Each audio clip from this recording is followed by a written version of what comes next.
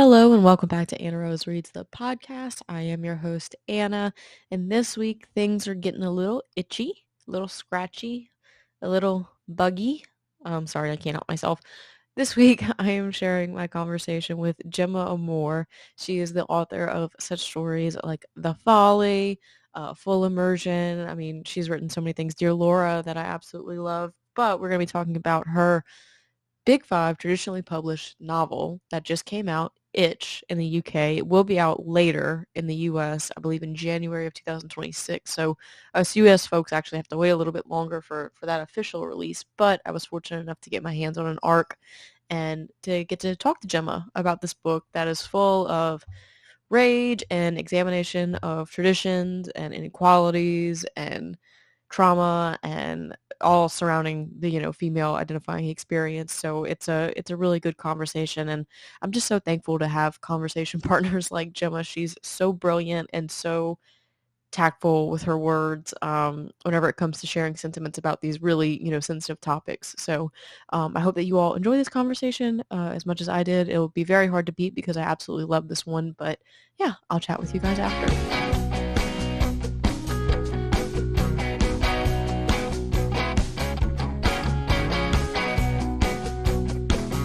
Good morning. Well, afternoon again for you, Gemma. Morning for me. How are you? I'm good. It's Sunday here, and I was at a convention all day yesterday, so I'm decompressing. Oh yeah, Yeah. I feel that. That's Sundays are good for that, but also Sunday scaries because the week is just around the corner. hmm I get the Yeah. opposite of that because my son goes back to school on Monday. Oh So I'm yeah. I'm like, I finally have some space to think. Um, I feel that. I know that the free time is probably very nice whenever they're at mm, school. So I yeah. am thrilled to have you on the podcast officially. I've been reading you for like 2 years now. I also got to meet you in person this summer, which was just the loveliest experience. You did. You made me drink Fireball. I remember it vividly. It tasted like alcoholic mince pie. Yeah, I still have that video on my phone. That video is not Yeah. going anywhere of you and Neil trying Fireball for the first time. And I do love that I somewhat am known for that by you people that I bullied y'all into having Fireball. But anyway, we are here today to talk about your novel Itch, which I just read. I loved Mhm. it very, very much for so many reasons that we'll get into. But in the event that people don't know who you are or not as familiar with you as I am, do Mhm. you want to go ahead and introduce yourself? Sure, perish the thought that nobody would know who I am. If only I had that much ego. My name is Gemma Amor, and I am a Bram Stoker and British Fantasy Award nominated author and illustrator, and sometimes podcaster and occasional audiobook narrator. I think I coast by on that count mostly because I sound very British. Um, and I've been writing full time for a while. I've been writing full time since about 2018, and trying to sort of dedicate myself to the art and craft of being a novelist, I guess.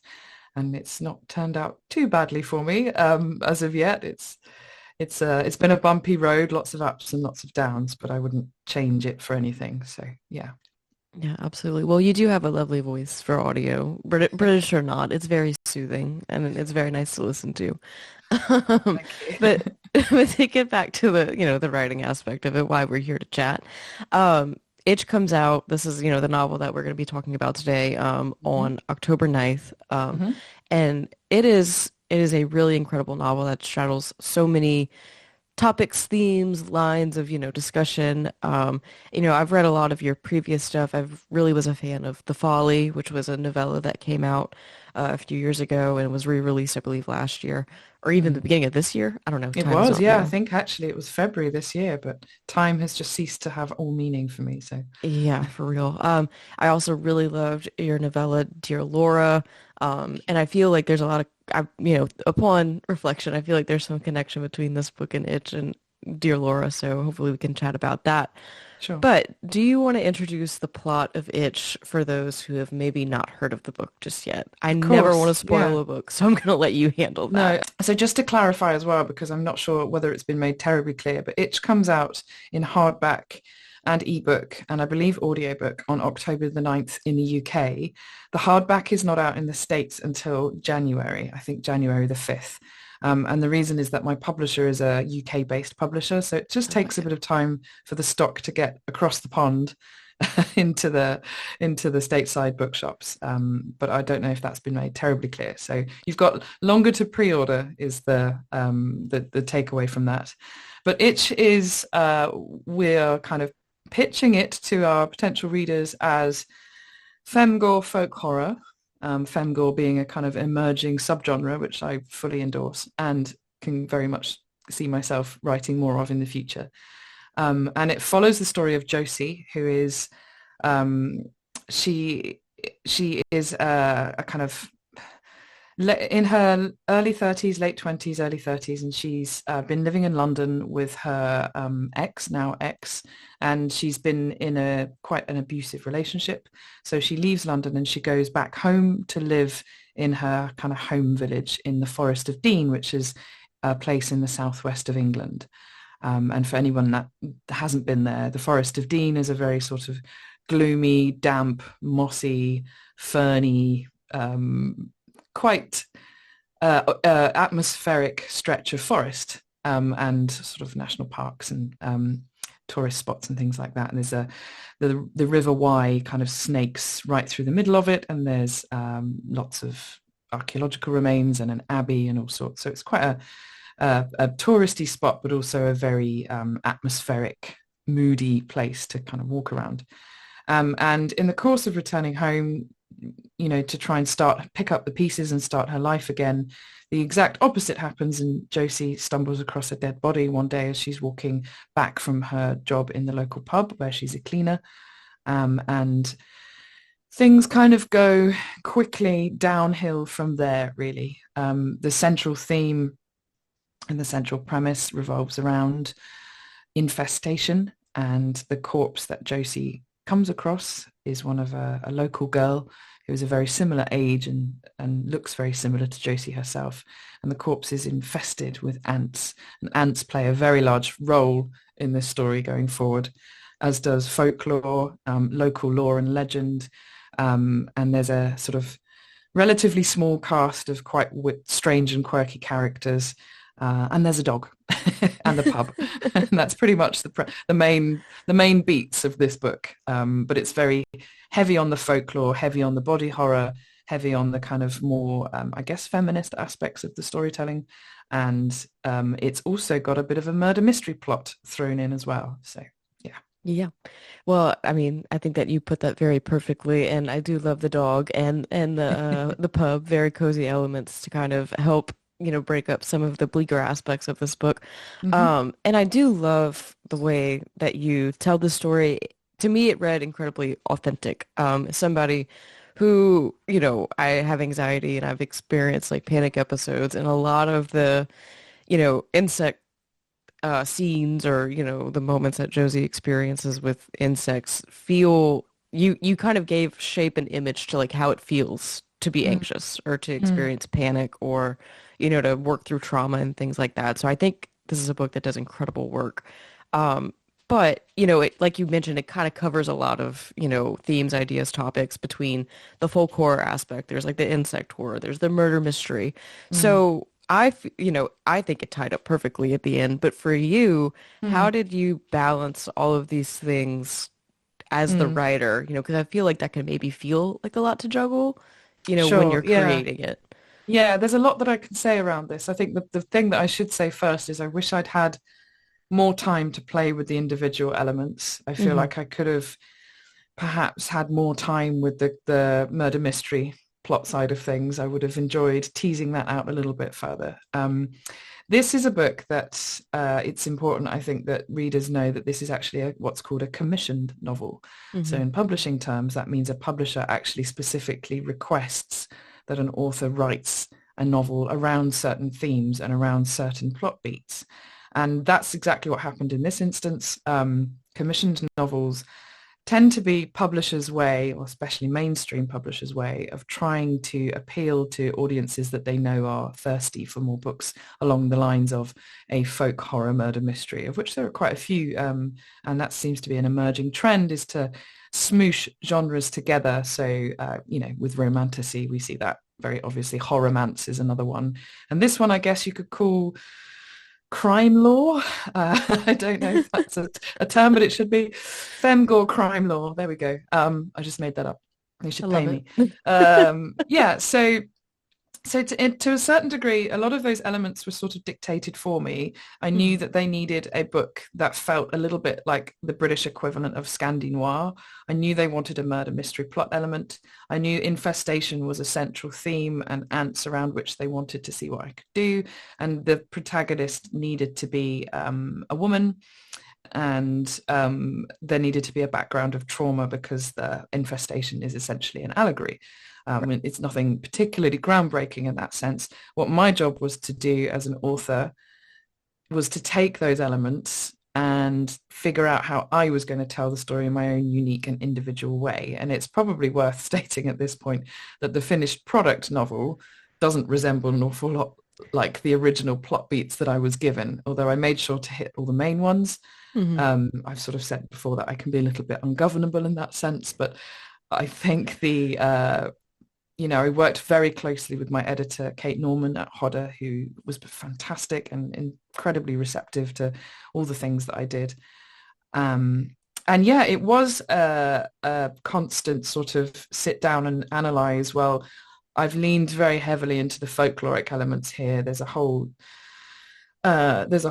chapter where the local folklorist, old Jacob, is kind of talking and waxing lyrical about all the different superstitions across the UK to do with kind of harvests and tides and masks and folkloric kind of processions. And processional folklore plays a very large part in this story, and which wasn't an original kind of request from the publisher. It's something that I determined that we needed as a narrative thread to sort of pull readers along and create a lot of intrigue and root them more deeply to the land around them. So yeah, my editor was very receptive, and I just knew that in those moments where, for example, old Jacob is kind of going off on a big tangent, which was basically me going off on a big tangent about all the cool folklore things I'd studied, I had to maintain an awareness that, oh shit, we still need to make sure we know who done it and tie off the loose ends in terms of kind of the who done it crime aspect, and make sure that each character had their own mini arc if possible.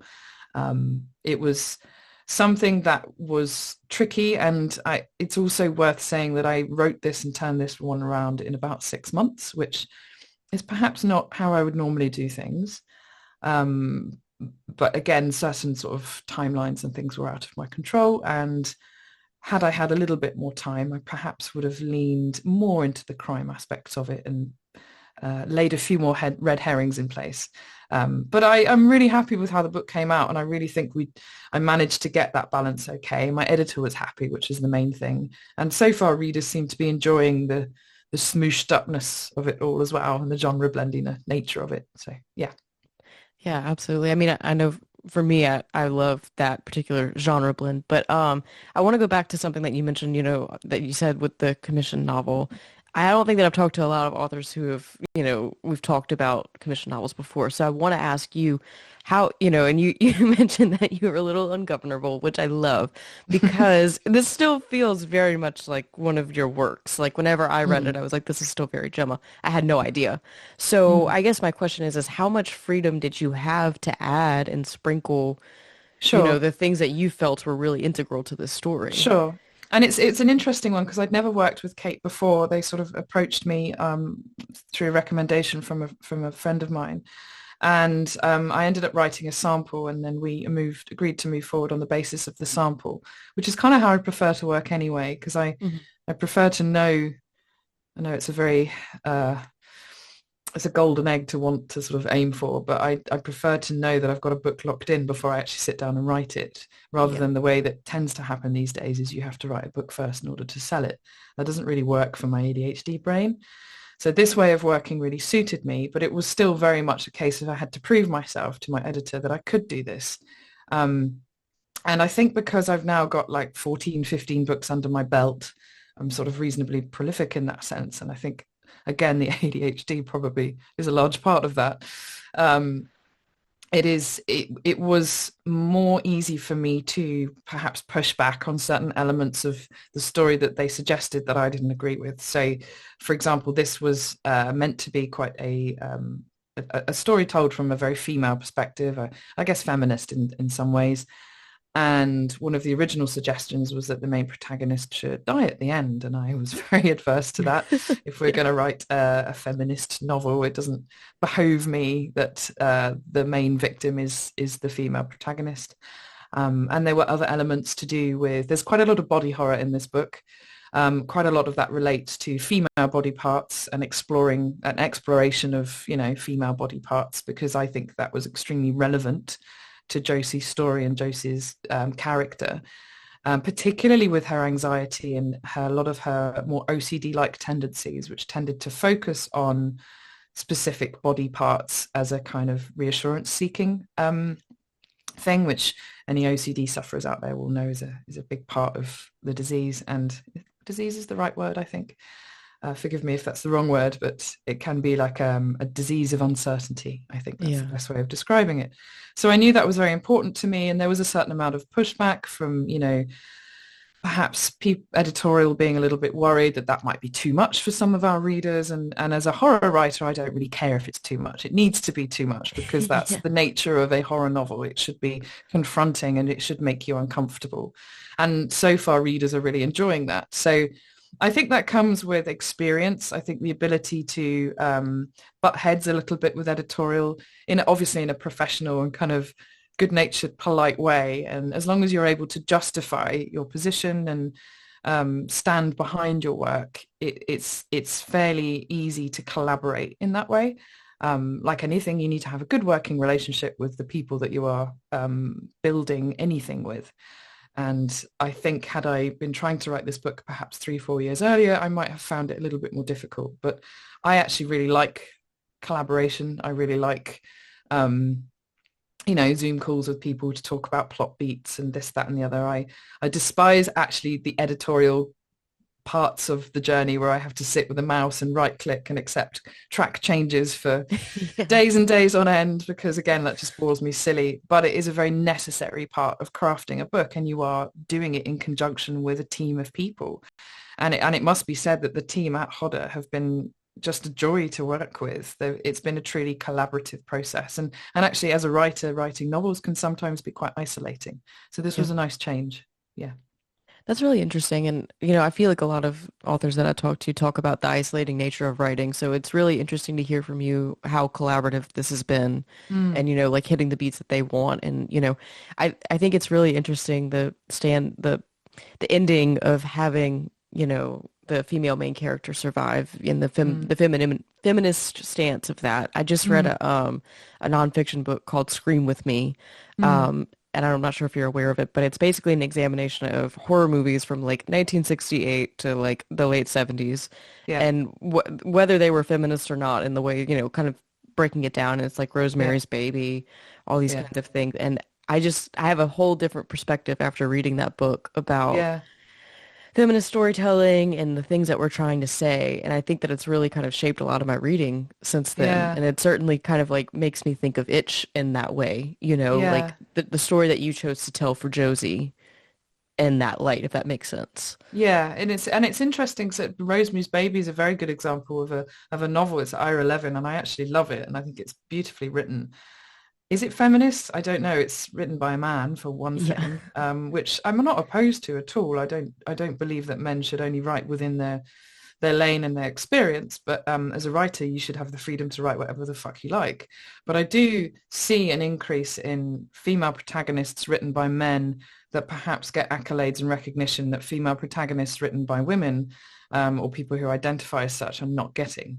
So there's Hmm. a piece there around acknowledgement and acceptance on if feminism is truly as acceptable a premise as we think it is at the moment. Yeah. We've certainly come a long way, but we've certainly got a heck of a long way to go. Could not And agree that's all more. I will say on that note, because I think the only thing I can do to combat that is to probably try and write some male protagonists and see if I can get award nominated, and then see how that's received. But yeah, feminism. again, I'm not sure whether Itch is a particularly feminist treatise. It certainly Mhm. has a very hefty emphasis on female relationships, which I think Yeah. are important to talk about. And again, if you're thinking in horror terms and you're thinking in movie terms, if you look at a movie like The Descent, which Hmm. is a cracking movie and I absolutely adore it, but it does play into a trope that I despise in horror genre fiction and movie making in particular, and that is women not working together in crises. Women often backstab and gossip and bitch, but I can tell you now, as a woman, if a bunch of us were thrown into a situation where it was life or death, we would just shut the fuck up and get on and work together to sort it. Like we don't turn on each other that way. Hmm. We're not driven in that sense. Again, women are not monoliths, so I can't speak for all of us, but I know personally I would like to see more horror fiction and horror media where women collaborate. And I think that was what I was trying to get across in this novel as well. And there is some headbutting and there are some personality clashes like there would be with anybody. But the end result is that there is a very close-knit group of, I guess, women banding together, Hmm. either deceased or alive. Um, that was important to me, as was examinations of same-sex relationships that could be either bad and toxic or positive. The sexuality and all that stuff is perhaps a slightly different conversation away from feminism. The lines are blurred perhaps in that sense. Yeah, I have so many things to say that it's Yeah. No, difficult to know which one to focus on first. no, I get it. And like, I just want to kind of hone in on whether, you said, I don't know whether this is a feminist book or not. And I have a hard time sometimes determining what's feminist and what's not. And I don't know that we need to label it. Like, in my, Right. in my head, feminism in my book is just equality. Like, I just don't want to be treated Hmm. less than a male Right. counterpart. That's bottom line it. And so I think to me, the most feminist forward stories are just the authentic ones where everybody feels real Right. And whenever we're everyone just not. gets on with it, right? They all just Yeah, crack on. Yeah. yeah, Yeah. whenever it feels like a real lived-in human experience, regardless of gender, sexuality, like whatever, like we just feel authentic. That's the most feminist you can be, in my opinion, which I think you Hmm. 100% accomplish. And then beyond that, like you said, you wanted to kind of have this story where the women somewhat band together, Mm. even if it doesn't necessarily start that way. And that's one of the things that I really, really loved about Itch is that the women are real people. And, Mm. I've had this talk with Rachel Harrison so much is like, a lot of female authors get the critique of, well, your characters are complex and flawed. Well, no shit, they're Mm. human. Like Mm. you're just writing a good character. I have also had that conversation with Rachel Harrison because her newest one, Play Nice, Yes. I think was my favorite work of hers yet because the female protagonist, the central narrator character, is incredibly snarky and extremely flawed, and I absolutely loved it. And I Same. remember at StokerCon, I think we were having a slightly tipsy rant about the expectation on modern female authors at the moment to write likable female protagonists where that expectation isn't necessarily placed upon our male counterparts. Yep. And I have made it a very recurring theme and a point to write characters who are extremely unlikable sometimes. Hmm. And there's a great the word that comes up mostly when we're talking about most of the women that I write is interiority. And Yeah. I think a lot of the women I write are very much in their own head a lot of the time. They're not Hmm. sort of extroverted characters. They're not very gregarious. They're normally struggling with a lot of stuff and they spend a lot of time, looking inwards. And sometimes that's seen as an unlikable trait. And I mean, mostly I'm just writing from my own experience of how I feel, which most authors I think are. But I resent and reject this notion that women cannot be flawed. It's a Yeah. very unrealistic expectation, if nothing else, because human beings will be human beings. So yeah. No, I mean, I couldn't agree more with all of what you just said. And, more to the point, in this book, you provide an arc that there is a character who comes in and does some things that are not so great. And then, but Mm. by the end of it, she's owning up to it and changing her stance. Like that is the most like I love to see that kind of character. I love because Mm. people are like that. People can mess up and own up to it and change their ways, or maybe not change it so much, but still address it. And they're still Yeah. people. And you that's know? interesting. So that character is Detective Wilkes, who is the sort of lead detective on the murder mystery plot element of the book. And she is a very sort of single-minded, forward-driven person who perhaps doesn't stop and think about the bigger picture. And ambition plays into her motives quite a lot. And she's not very feeling, put it that way. She's not a very hand-hold. Her bedside manner needs a lot of work. But some of that also is the job that she's in, and I've experienced. I've not had run-ins with the police. That sounds wrong. I've had to speak to police on various occasions. One when I was mugged and assaulted, and another time when there was a break-in and whatever. And policemen and women, police officers, come in very different breeds as well, and that sort of played into her character too. There's a lot of demands on her as a woman in the force and as a detective in the force, and a lot of bad behavior going on in the background that kind of colors her behavior. And yeah, she does go on an arc and move away from that job and some of those character traits, and also the events around her, I think, sort of conspire to undo a lot of her professionalism to the point where she just goes along with it and starts sort of giving up almost a bit by the end, which, if you can't beat them, join them.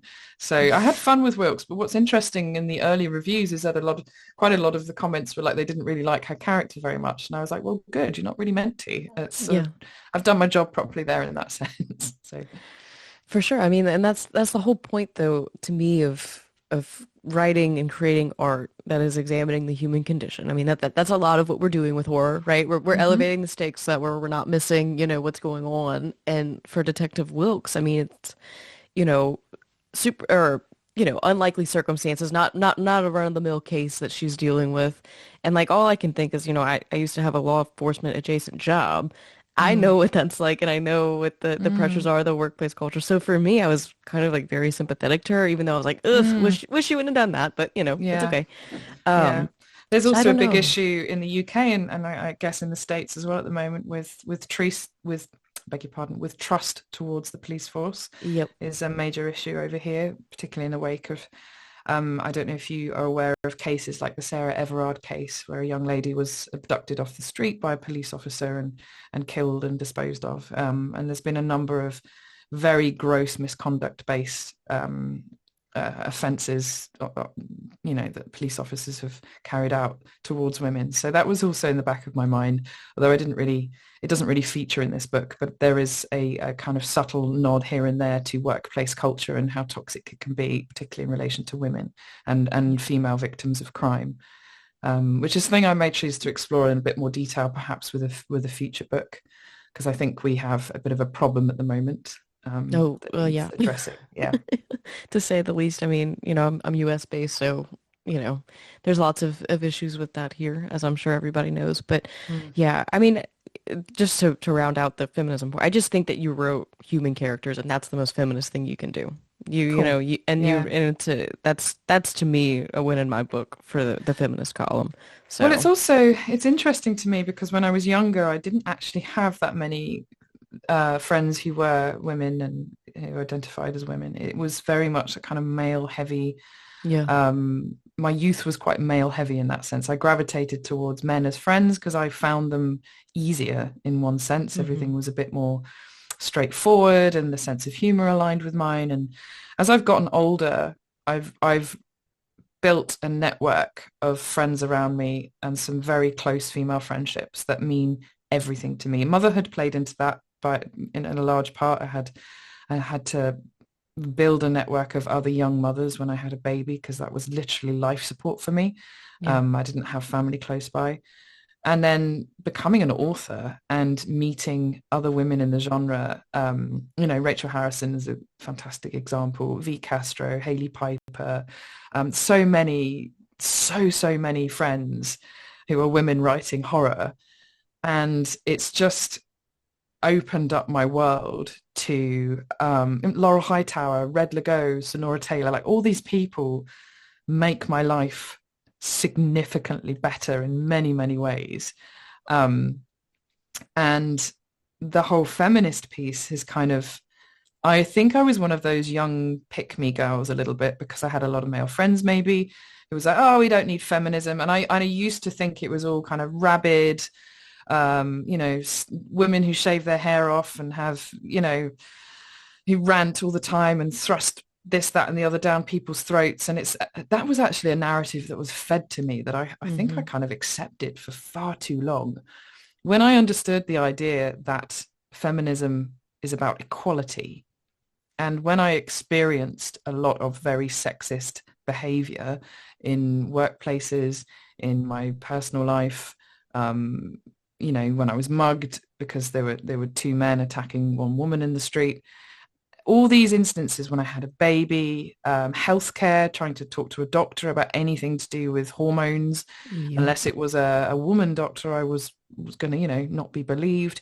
All of these things have led me to a point now, particularly with the community of incredible women I have around me as well, to realize how important feminism actually is. So I've been on a journey in that sense. And I'm a little bit I cringe when I think back to how I used to feel about feminism Hmm. um, versus how I kind of feel about it today. But yeah, I guess we all go on a journey, don't we? It's yeah. Yeah. Well, I mean, I could not relate more to everything that you said. I mean, I'm an only child, but when I did grow up, all of my cousins were boys, and then like all of my mom's friends who, had kids at the same time were all boys. So I Mm, grew up very much like tomboy, rough and tumble, and I had very much the same averse, I don't want to be I don't want to rock the boat. Everybody should just be cool with one another kind of thing. But it mm, hasn't been until I've gotten into adulthood and I'm like, nobody understands a woman like another woman is the biggest mm, thing that I've come into is like, mm-hmm. nobody else gets it like Yeah. another woman. And I So, think that maybe goes back a little bit to what I was saying earlier about female protagonists who are written by men. And again, I'm not saying that that is wrong because I do firmly and staunchly believe that the joy of writing is that you should be allowed to write whatever the heck you like. yeah. And I will hold to that as a creative value until the very day I die. But I do Hmm. wonder, I do wonder. I don't doubt for one second that they are the men that are writing these characters are surrounded by wonderful women and they probably want to pay tribute and homage to that.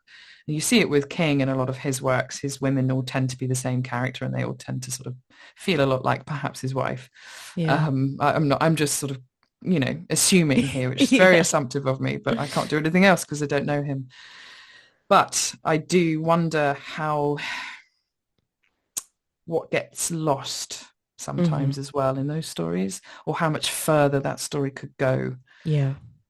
and yeah, I think about that kind of thing a lot these days. I do too. I think, and like you said, a lot of your characters are very interior, like you said, like the interior, and like that's where my brain goes. And a lot of people have like, you know, jokingly, whenever they find out that I do the podcast, they're like, "Oh, is your dream, guest like Stephen King or whatever?" I'm like, "No, it's Mm. actually Tabitha. I would love to talk to I her, feel the same. I feel like the would same love to about talk to Margaret Tabitha." Atwood. Yeah. There's only a few people I would ever fangirl over. Emma Thompson is one of them. Oh Margaret yeah. Atwood is the other. If I had Oh, I both of them love in a that. room together, I think I would just cease to exist. I would just burst into dust. But yeah. Oh, I love that. Okay, well, I'm gonna rein us back in towards, itch and the Yeah. image of itch. But this, I mean, I just want to say though, I really love this conversation because, and I can't help but feel a little bit emotional about it because I feel like I'm at this point where I'm having these realizations about feminism Sure. and like these things. So it just feels very timely that we're having this Mm, conversation on my end. But to go back to a little bit more of the plot stuff with Itch, you did mm, mention that a central point of this book is the folklore, the history, all of these things, and in particular the procession of the Devil's March, which is a huge central mm-hmm, point of this book. mm-hmm. And I think it's really, really interesting because one, even though you're UK based and this story is very much a local book to the place that you set it, I live in Louisiana and, we're Mardi Gras people. We also have that same procession, when we second line for funerals and, Sure. parades and stuff. So I couldn't help but like think about that in the terms of Mm-hmm, like our traditions and how that affects people and storytelling and all of this. mm-hmm, In particular for Itch, it does something really, really interesting. And I kind of began to think about how much serve, how, whether holding on to tradition, you know, continuously acting out these things, how much that serves us holding on to things versus letting go. And I Hmm. think that that's something that Itch really kind of examines. So I wanted to open the floor for you to talk about the role of like history, tradition, and all Mm. these things and how it affects the characters and what they're dealing with. Sure. I mean, we need about 2 weeks to fully Yeah. cover that topic. Um, yeah. So, I mean, it will come as no surprise to anyone that knows my work that folklore is something I'm deeply, deeply interested in. And I've said this at the beginning of Itch, but elsewhere as well. And it also ties into the anthology of ancestral horror stories I've just released with the Titan, Yeah. that I edited, called Roots of My Fears, which invited authors to explore that theme as well of heritage, ancestry, roots, their tie to the land, rituals, processions, all that stuff. So it's always heavily front of mind for me. Growing up as a kid in England, especially in the countryside, is an inherently strange experience. If you are a kid who grew up anywhere where they had any kind of folkloric procession, other people wouldn't believe it's real. But what I've also noticed a huge resurgence of interest in those things over the last sort of 5 to 10 years, and Hmm. mostly from people my age. So perhaps it's a hankering back to childhood. But one of the things I talk about in the book is when we're talking about the Devil's March, which, by the way, is not a real event. Um, the town of Elwood, the village of Elwood, is based on a real place in the Forest of Dean, but the Devil's March is entirely fictional. I completely made that up for the story, and I know there's been a little bit of debate about whether or not it's real. The fact that we are debating that means it very possibly could happen in the UK. There was a Yeah. very similar procession, though, very close to me where I grew up. I grew up in a part of the UK called the Fens, which is extremely flat, extremely agricultural, used to be under the sea, and they drained it to farm it.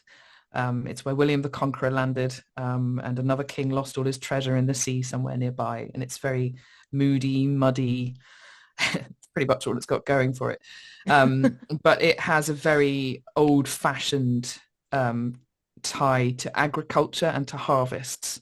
And so a lot of these processions are tied to key points in the calendar that were very important to rural and agricultural folk.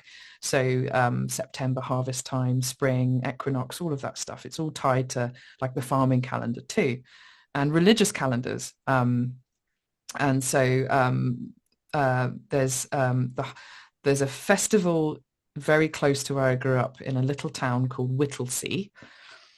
And I grew up in a very small village called Elm, so that sort of already sets the scene.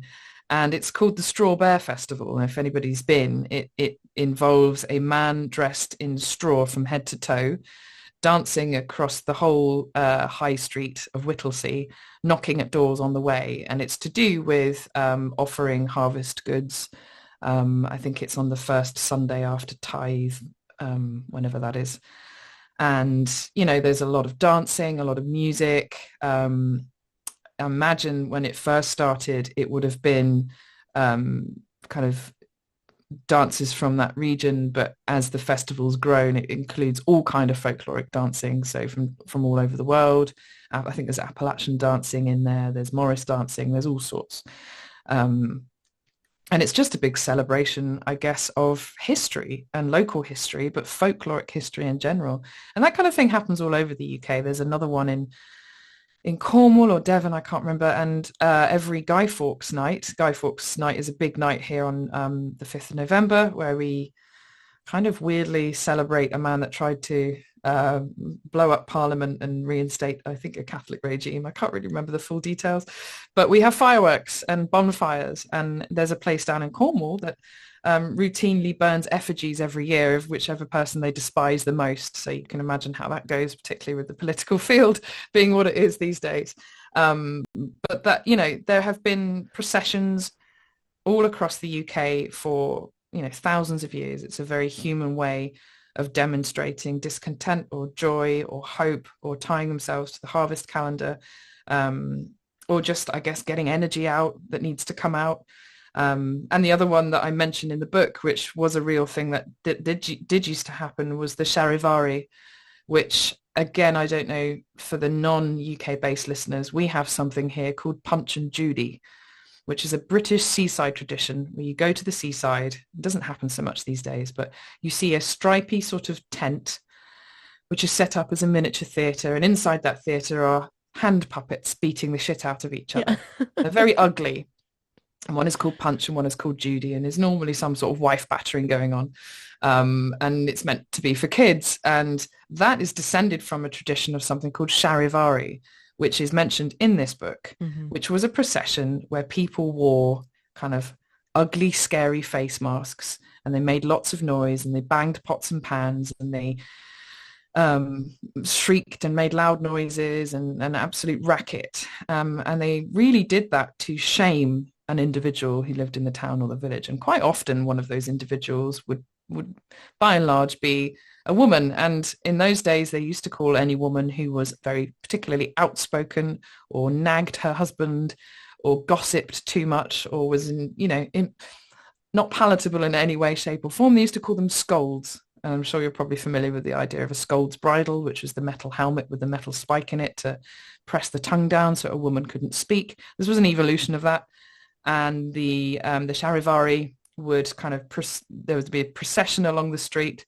The scold would be yanked out of her house, hoisted up on a chair, marched along, thoroughly shamed. Sometimes she even got dunked in a river, which I think is also very intertwined with witch hunting kind of Yep. mythology.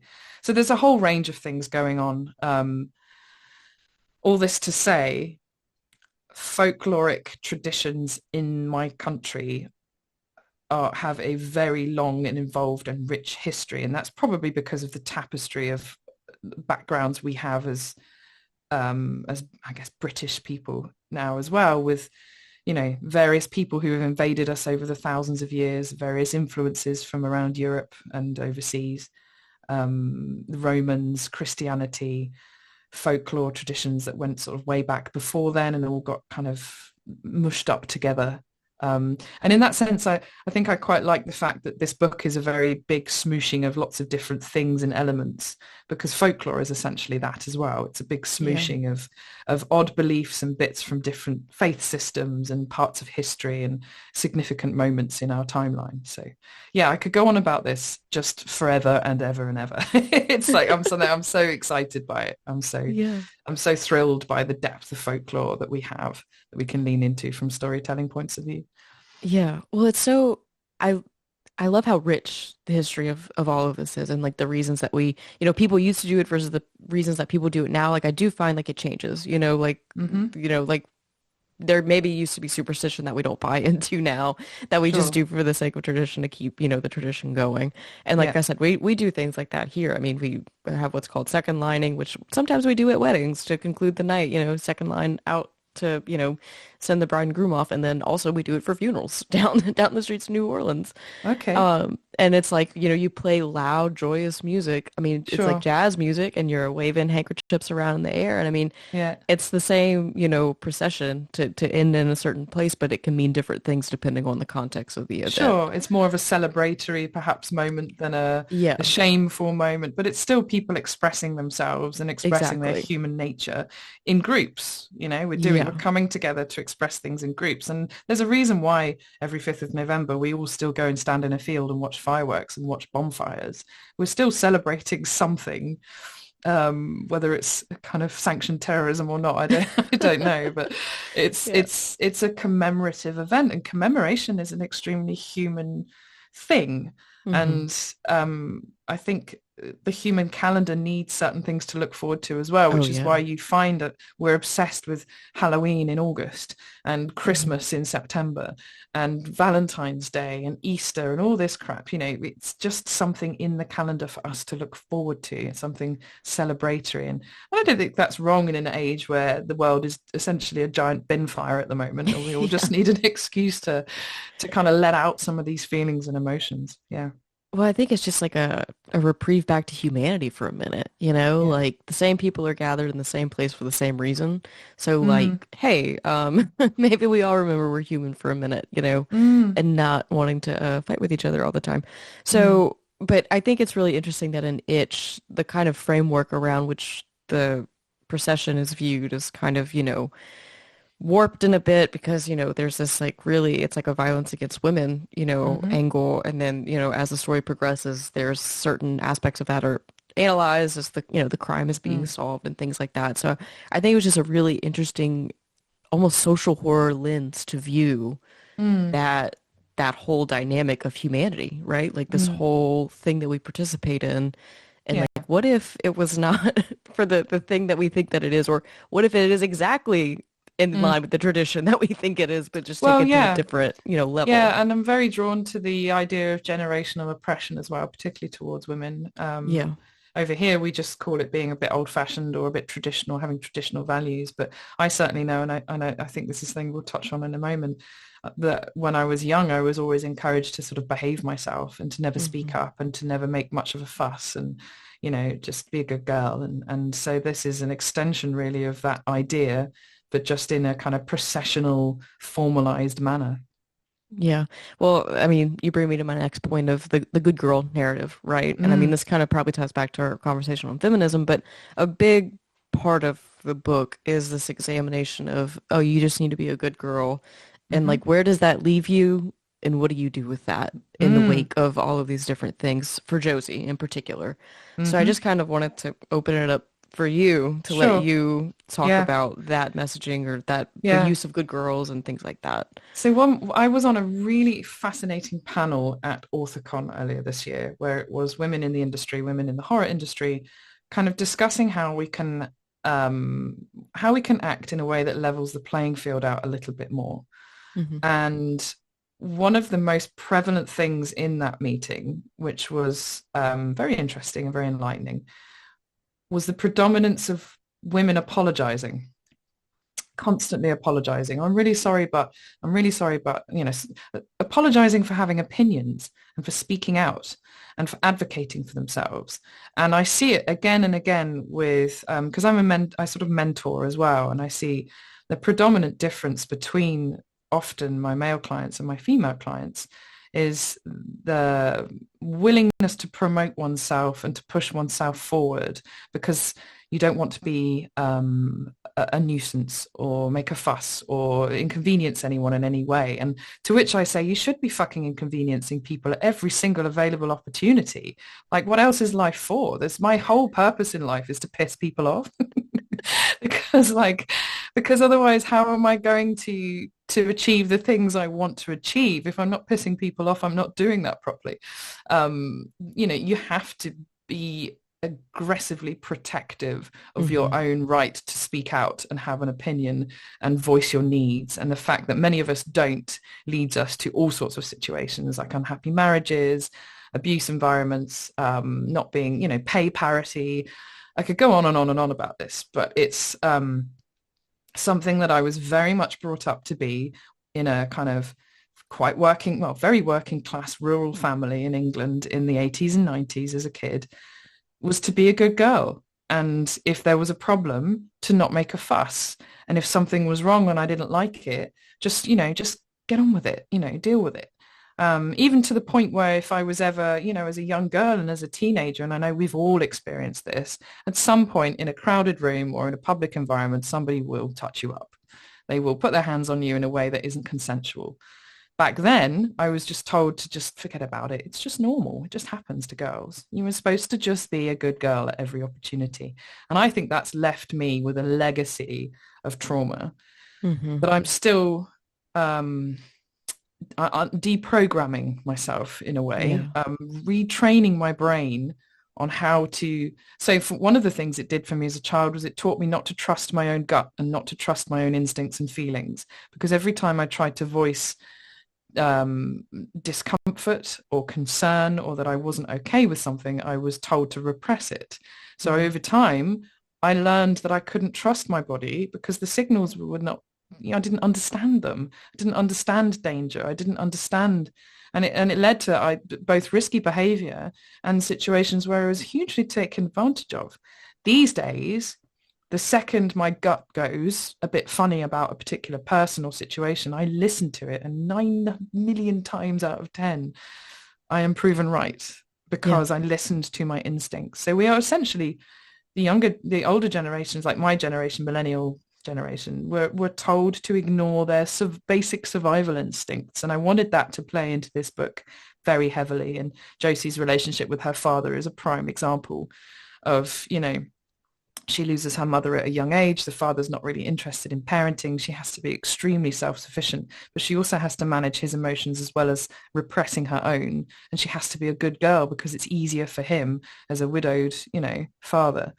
There's a lot of dynamics to do with casual everyday sexism and patriarchy and stuff like that as well. But it's essentially me, I think, fighting back against all the times as a child I was told to be a good girl, because I don't want to be a good girl. I want to Yeah. be a woman that creates and makes a difference and leaves a legacy behind me and advocates for myself and my son and shows my son what women can do and what we can be. And I don't particularly want to diminish myself in any way, shape or form in order to be more palatable to anybody else. So yeah. Yeah. I mean, like you said, every woman has had the run-in of unwanted touching, being moved around a physical space, like in a social setting, and like you never Mm-hmm. want to say anything to cause a Mm-hmm. scene or rock the boat. But it's funny because, as somebody who has had those experiences, whenever you look back on those events, you're like, in the moment, you're like, I don't want to ruin this night Mm-hmm. by getting into it with this guy, Mm-hmm. whatever. But then whenever you look back on it, you feel shame. Like, why didn't Mm-hmm. I? Why didn't I value Right. myself enough to say Mm. whatever? And I think Josie goes through that because she kind of wrestles whenever she finds out certain things about her past, she wrestles with how did I not see it, or how did I not, Mm. make a bigger fuss about this, that, and the other, especially in context with her ex, Lena, who Mm. is, very she's, quite Well, rough. she's an abuser, and Yeah. actually the complexity of this is that Josie is abused by a woman physically and Hmm. emotionally as well, in a variety of horrible, kind of quite toxic ways. But I feel like she's sort of been conditioned to accept that as normal by her father, Yeah. and by the lack of, a strong woman in her life at a young age telling her to advocate for herself a bit more. So it has I wanted it to be a bit more complicated than just, men versus women. Yeah. But the idea of a good girl, I think, is rooted in patriarchy. Oh yeah. Well, Yeah. and I think too, there's a lot of things that I think could feel cliche that a lot of like I'll say like the thriller genre has maybe not Mm, handled as gracefully in terms of like repressed memories, dealing with trauma, things like mm, that. But I think you really present a nuanced and authentic and just like very raw approach to dealing with domestic violence and trauma and mm, denial of like Josie denying or minimizing, mm-hmm. what happened to her or having people around her trying to minimize what's happened to her and her Yeah. finding her strength to say like, no, this was actually far worse of a deal than anybody could have Mm, fathomed. yeah. Um, and so I think sometimes that idea or that notion of repressed memories can kind of be fumbled, but I think that you did an excellent job with it in this book. Can you talk about that approach to like handling Yeah. Josie's, wrestling with the reality versus, I mean, what I she's wish being I could told. tell you anything slightly less depressing than I'm just a really traumatized individual with personal experience of a lot of this stuff. So I guess I'm just using writing as free therapy. Um, yeah, I know what you're saying, and I think actually the horror genre as well has been particularly guilty of not treating things in the right way. Mental health is the most Yeah. notable example of like mental health is the monster, and she had postnatal depression all along, and that was the scary part. And it's exhausting, and it's been a very tropey kind of approach in the Hmm. past. Repressed memories is another element of trauma and wounding and mental health that has also been, I think, mishandled quite egregiously in the past. And I just wanted to do something slightly different because I think, experienced a lot of these things. I will caveat that I've never stumbled across an ant-infested corpse in the woods. Thankfully, I hope never not to, touch wood. I would probably respond in a not much better way than Josie does in the novel. But yeah, I think it just comes from being pissed off at reading books where I've seen it handled poorly, Yeah. seeing movies where it's handled poorly, and knowing what my response would be in a certain situation, and just trying to lean into that, um, and trying to maintain an awareness that people are very complicated and complex, and that's okay. and we can understand a person's motivations for doing something. We don't necessarily have to agree with it, but we can, or even empathize with it, but we can take note of it and use it to help us understand people better. Yeah. And in turn, that sort of changes our behavior. And I think that's how I try and approach life and people in general these days. Is I'm not a particularly um, what's the word? I tend to give people the benefit of the doubt these days, by and Hmm. large, even if I don't particularly like what they're saying or doing, because I know that things are complicated and everybody's dealing with their own stuff. That being said, I'm also getting a lot better at calling out behavior that I think is unacceptable, of which there seems to be a lot. Yeah, it comes, I guess, from experience and just having been through some shit, which I wish I Yeah. hadn't been through, but you can't change the history. You can't change history, right? You can't go back in time. So all you can do is affect and change how you think about it and feel about it now in the moment to help you move forward. Yeah. Well, I think that you're doing a service to yourself and doing that, like in honoring those feelings that you had from those experiences. So, Yeah. I One mean, day I'd like, like to write something that isn't traumatized. Like I would just like to write like a straightforward, I don't know, ghost story where nobody's traumatized and nobody's been abused or hurt or wounded or abandoned as a child or, like just a yeah. very normal dude or woman called Janet who's got literally nothing wrong with her or her life and is haunted. And if anybody steals that, I'm coming for you because that's my next book. No.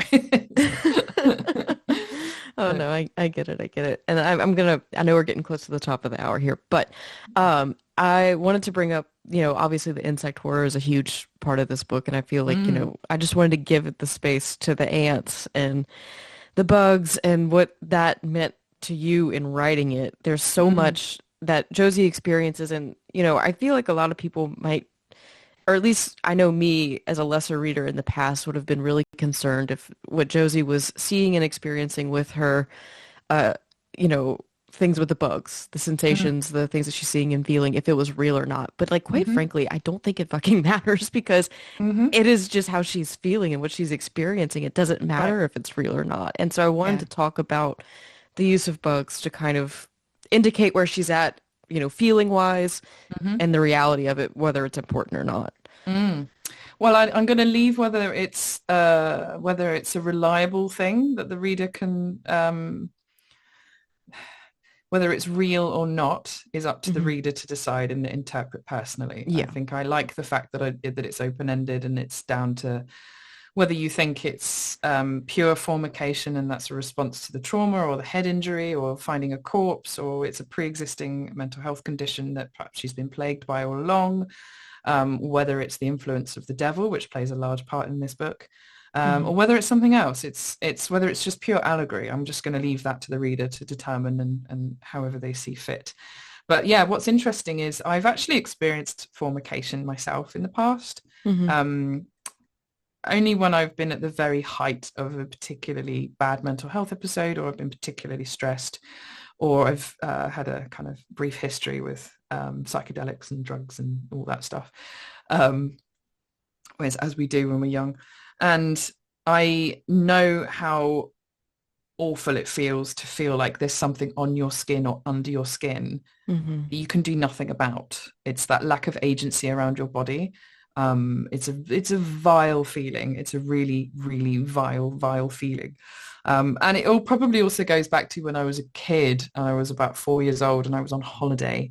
And we didn't go abroad when I was a kid very, like hardly ever, because we just didn't have any money.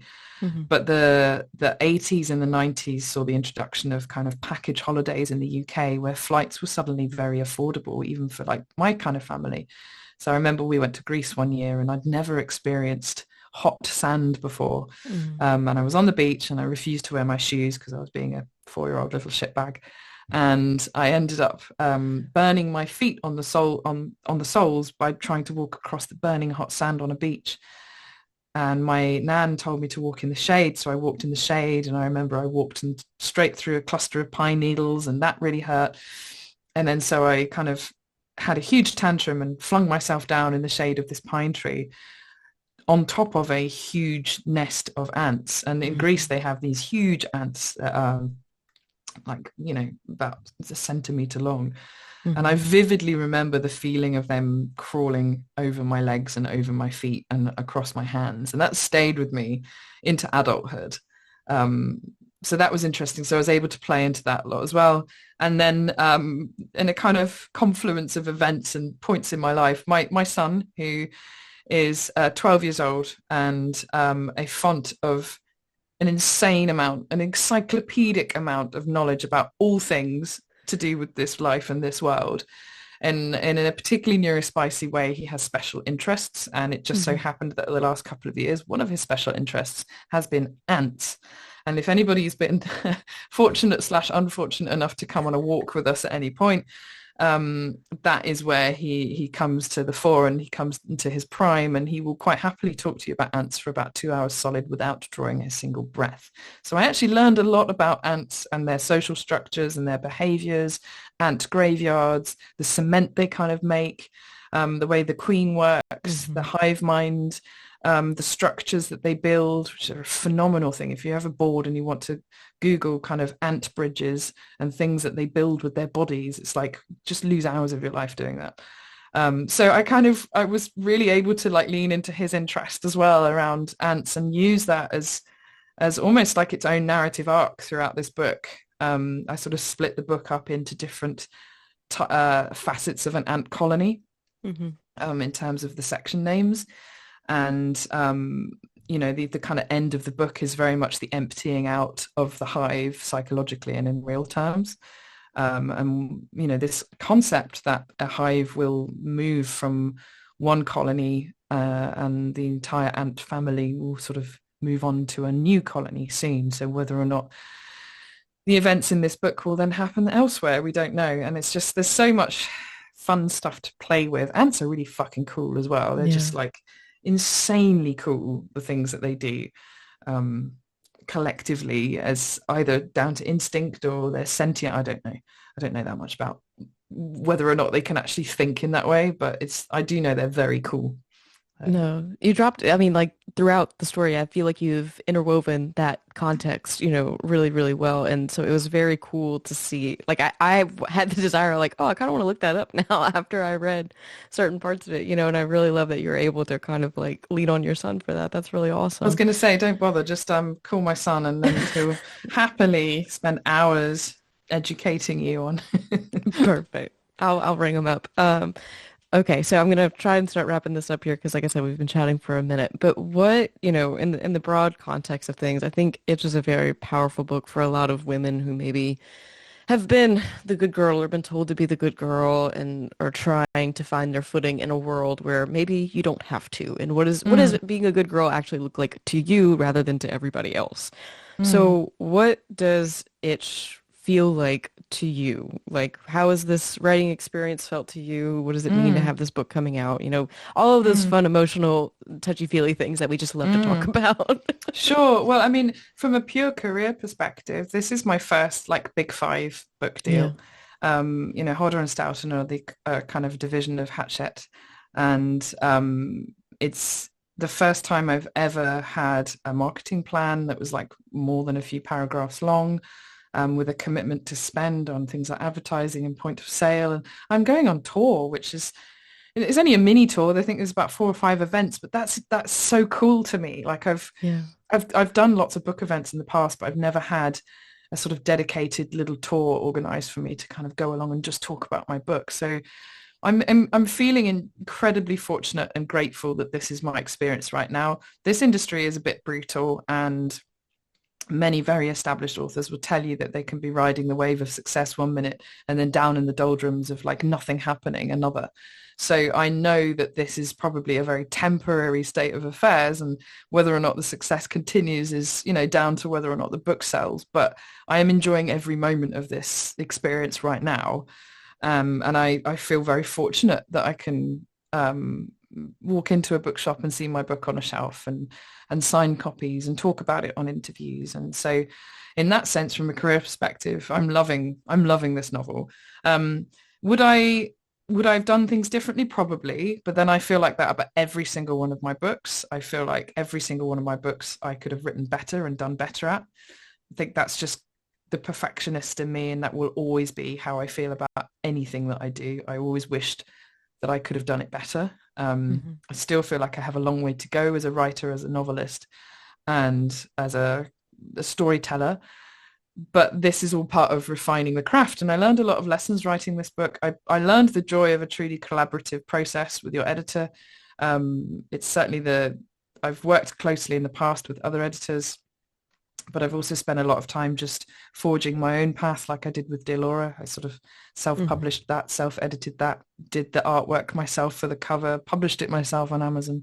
I've spent a lot of this journey so far just doing everything myself. It's been nice to share the load a little bit, Yeah. um, which is oddly, and for any publishers out there listening, your authors will work so much harder for you if you support them with marketing stuff, even if it's assets that they can post to social media, encouragement, doing the nitty gritty of the NetGalley links and setting up on Goodreads and all of that stuff that takes away from an author's desire to actually promote themselves. If your authors or the books that you're publishing are not doing perhaps as well as you thought, that's probably because you're not doing as much as you need to be doing as a publisher. I feel so motivated to promote this book because of the support I'm receiving. It's a very positive, self-fulfilling cycle. So I've also Yeah. learned that. And then just from a purely I get to write more folklore shit, which which I really love. I love writing about. I will never stop writing folk horror novels.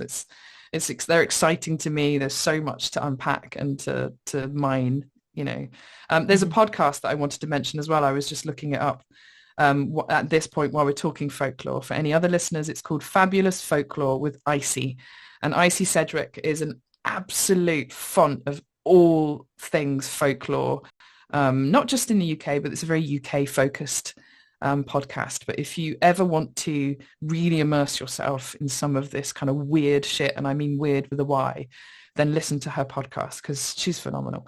Um, Sorry, I got off topic there.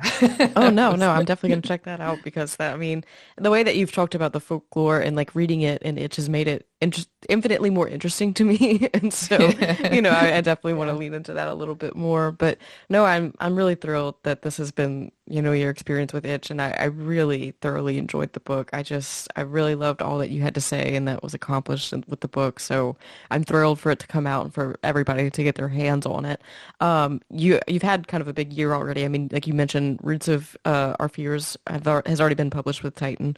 Hmm. Is there anything that you're working on now that you can talk about? I Mm. mean, I know that you're always working, but and like what else Yeah. is going on for you in 2025? Sure. So next year, I have two books coming out. I have a crime slasher kidnap romance, but it's not really a romance, called First Date, which is out with Datura Yes. Books in February around Valentine's Day appropriately. And it's my examination of toxic codependency and relationships that on the surface look romantic that really fucking aren't. And it's about a kind of very jaded couple who are bored with the dating scene because it's horrendous and the kind of swipe, Tinder culture. And they reluctantly, for one of them, agree to go on a first date. And during the course of that first date, they encounter a particularly unpleasant serial killer. And it's how they have to work together to cope with that. But also what happens in the aftermath of something horrendous when you're bonded together by a toxic event, a trauma bond. What does that look like? What does love mean in that context? So that's called First Date. And that was a really hard one for me to write for various different reasons. I'd be quite cheerfully happy if I never have to read it ever again. But it's also the nastiest thing that I've written for a very long time. And it's a Mhm. tribute to an author who I used to very much enjoy called Mo Hader, who wrote an incredible book, um, which I'll let you find yourself. But her first novel was one of the grimiest, grittiest procedural crime thrillers that I've ever read, called Birdman. And I won't spoil it for you, but it's grim. And I didn't Yeah. realize women could write like that. It was Hmm. visceral and grim and spoke about necrophilia and all sorts of things. And I kind of wanted to just recapture some of the feeling I had when I first read that book. So that was my attempt at doing that.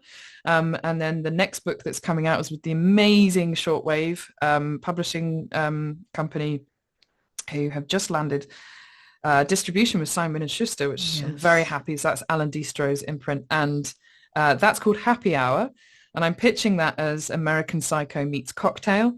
It's another serial killer, slightly more tongue-in-cheek in that American Psycho tradition, about a particularly renowned mixologist and a cocktail club owner in 90s London, who's very much pushing back against, at the time, there was a huge like 90s culture, dance culture of Yeah. clubs, super clubs opening, like the Ministry of Sound and Fabric and things like that, and dance music and rave. And it led London and the rest of the UK down quite a grimy path. He's very much pushing back against some of that. And he has a very unique way of making cocktails. So I'm really, really enjoying writing that and listening to a lot of like 90s dance music, like Faithless, that I just Yeah. grew up on anyway. And I did a lot of raving in fields myself when I was like a young person. So that's fun. And then in 2027, I have a book coming out with Angry Robot called Child of Mud and Clay, which is a Neolithic horror novel set in Middle Bronze Age Britain. And I call it my Clan of the Cave Bear meets the road. It's kind of a quest, journey, folk, archaeological horror novel Hmm. about kind of prehistory and magic and all sorts of things. So that's a big epic one that I'm having quite a lot of fun writing. And then beyond that, who knows? I've got other bits and pieces that I can't talk about, and it's also just trying to find a home for some of the other books that I've got swimming around in my head. And fingers crossed, yeah, I'll find a place for them to land. But we'll see. We never know. Yeah. Well, I think that you're probably one of the busiest authors that I know. I mean, like you are constantly, I mean, just writing, writing, writing, and I could not be more thrilled that we are talking about 2027 releases. We are going 2 years out. I love that so much. Yeah. But I'm very I much won't I looking. won't be happy until I've got 2029 locked in, and then I'll relax. Okay, all right. I totally understand that feeling. But no, I'm really excited to read those books that are coming out in the next few years, and I'm again just thrilled for you with this book. I think it's a really incredible book that you wrote with Itch, and I have no doubts about the other ones that you have coming out. Is there anything that I did not bring up or discuss that you wanted to mention before we sign off? I don't think so. Just if anyone's in the UK and they want to go and see some very beautiful countryside, do pop into the Forest of Dean. Autumn is probably my favorite period because there's leaves changing color and it's all damp and mossy and rainy, but it's well worth a visit. And I also would like to apologize to the people of Elwood, whose village I stole for the use of this novel. And I'm sure the people who live there are nothing like anyone in this book. And the Devil's March isn't a real thing, so please don't go there expecting to see it. Uh, you can visit Puzzlewood, which is a phenomenally beautiful place, which pops up in a lot of movies like Star Wars and Jack the Giant Slayer. It's Doctor Who as well. It's just the Oh most yeah. incredible little place that you should definitely go to if you're ever over this way. Perfect.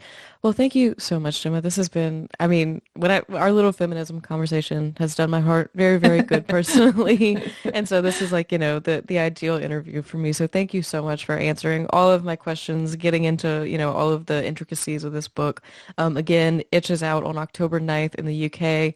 I know that we'll have to wait a while here in the US, but Well, only for the hardback. You'll still be able yeah, to get the ebook and the ebook. audiobook beforehand. So, Yeah. but yeah, unfortunately, the hardback will be a little bit longer. But Yeah, I'll make sure whenever I put links to everything in the show notes, we'll link that ebook so that way folks can get their hands on it as soon as possible who want to read yeah, it. amazing. But yeah, thank you so much again. This has just been absolutely lovely. And until next time. Thank you. And thank you very much for some extremely good, pertinent questions. Thank you.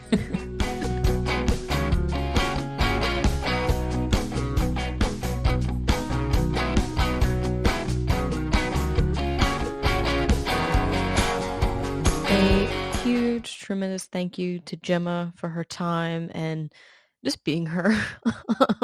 She's one of my favorite people.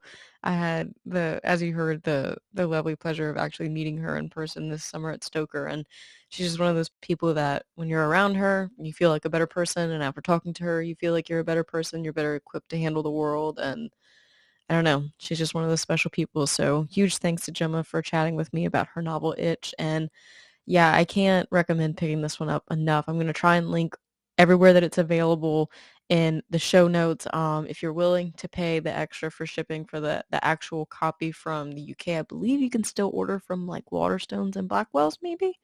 Don't quote me on that. I'm going to look into it, and some clarification will be in the show notes after this is wrapped up recording. Um, but yeah, Itch, phenomenal. Probably within the top 5 books of the year for me. So I won't shut up about it anytime soon, safe to say.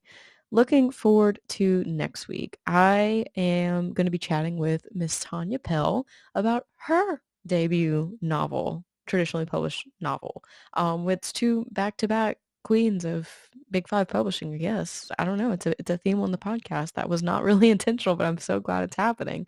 We will be chatting about her Wicked Roots, this gothic story that Tanya has written, that it just oozes in psychological dread and mystery and intrigue and all these insane examinations through insane character work. It's so captivating and brilliant. It's a great conversation that I hope that you all will tune in next week to listen to. And until then, if you need anything, you can find me on social media and all the usual spots. And until next week, I'll see you guys.